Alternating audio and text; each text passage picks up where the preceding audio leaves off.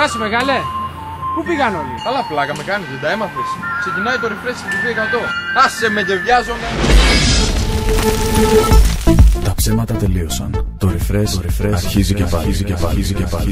Η Βάσο και ο Τάσος δούλεψαν σκληρά. Ή μάλλον εκείνος δούλευε και εκείνη τον δούλευε. Όπως και να έχει, το refresh επιστρέφει ανανεωμένο. Πιο δροσερό από ποτέ. Αποκλειστικά στην TV100.